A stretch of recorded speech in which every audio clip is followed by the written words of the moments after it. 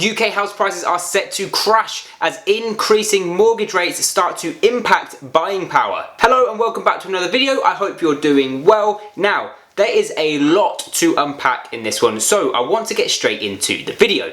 But before I do, remember to hit that like button and of course hit the subscribe button. Starting a business and a side hustle is one of the best financial decisions you can make, but let's be honest, starting a business can be time consuming. And this is why I want to thank today's video sponsor, OSOME. OSOME helps entrepreneurs in the UK set up their accounting online quickly and easily by removing all that boring admin side of setting up a business. And OSOME are offering viewers of this channel a special deal. For just £12, OSOME will handle your entire company registration process and set you up a business bank account so you can start trading immediately. Not only that, but with OSOME you get expert advice on the legal and financial structure of your business. All of your company formation documents are stored securely and nice and tidily on the OSOME app, and your business bank account is set up within 5 minutes. So if you're looking at starting a business, starting a side hustle, make sure you head to that link in the description and save yourself some time and money with OSOME. Okay, now let's get into the video. In the last 50 years, there have been 4 major downturns. The oil crisis of 1973, the oil shock of 1979, 1989 when interest rates hit almost 15%, and the financial crisis of 2008.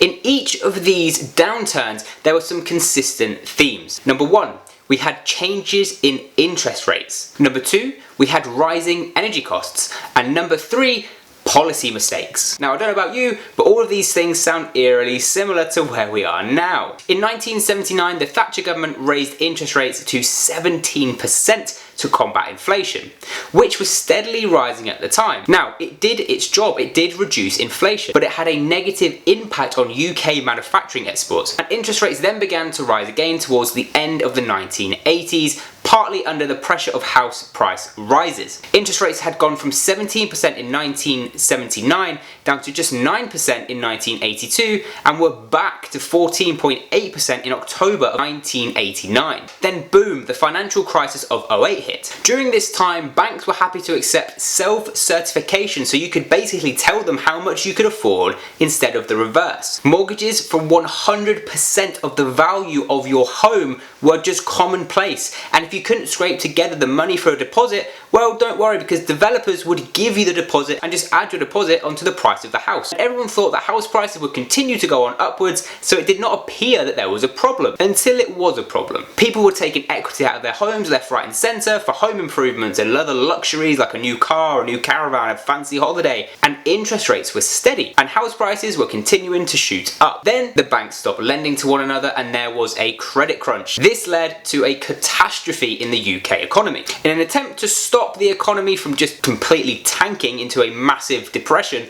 the Bank of England dropped its interest rates from 5% to 0.5%, but suddenly properties were worth about 25% less than what they had paid. Now, the property market and banks of today are in a much more robust position than in the last 2 downturns. For example, mortgage lending is far tighter. Finances have been stress tested and no one, thank God, has been able to do self-certification for their mortgage. So what could cause property prices to fall this time round if things are supposedly different? 2 things. Interest rates and cost of living. Interest rates have a huge impact on the value of homes because it impacts buying power so much. And an increasing cost of living means that people just have less money. So if rates continue to tick up as they are, then property experts running affordability calculations suggest that house prices could easily fall by as much as 20%, a similar decline to what we saw in the previous 2 crashes. But this is not an exact science, of course, and drops could be more or less depending on the area and where there are higher loan-to values. So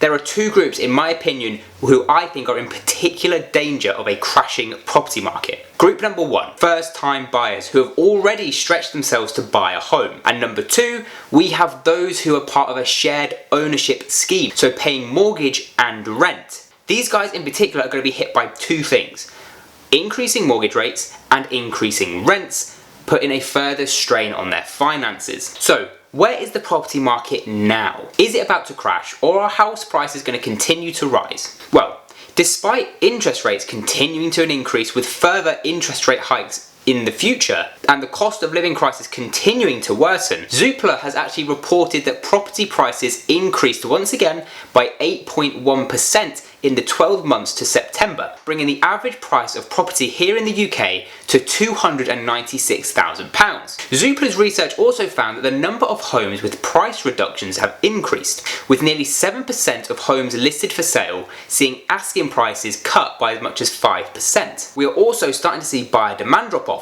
with the southeast of England seeing a decline of buyer demand of 40%. This compares to a decline of just 20% in the northeast of England, where properties tend to be a bit cheaper. So, what is causing this drop in demand? Well, you probably guessed it, increasing interest rates. We also have Lloyds Banking Group saying that they could see house prices falling by as much as 8% early next year. But it's not just the 8% drop in prices that they foresee. They also see zero or negative growth for the UK property market in the years ahead. And as part of its latest quarterly earnings, they released some insight into what they are expecting the housing market to do over the next 12 months. In Q1 of 2023, they expect house prices to fall by 0.2%. In Q2, they are expecting a 5.8% drop, an 8.2% drop in Q3, and a 7.9% drop in Q4. So a rather bleak outlook from Lloyds there. And some more negative news, we also appear to have mortgage approvals on the decline. The Bank of England recently released data that showed the number of mortgage approvals to fund house purchases was down from 74,440 in August to 66,800 in September. But we do actually have some positive news. The Bank of England also showed that individual credit borrowing actually reduced in September, with an additional 700 million added in consumer credit compared to 1.2 billion that was added in August, the lowest level since December of 2021. Now, at the same time, households actually added 8.9 billion to their savings. This is double the pre-pandemic average, suggesting that people are beginning to build up their cash reserves to help them get through a potentially difficult winter. That being said, separate data published by the Office for National Statistics showed that 30% of households would be unable to afford an unexpected yet necessary expense of up to £850. This is actually up from 25% at the end of last year. So guys, there we have it. I hope you found this video useful.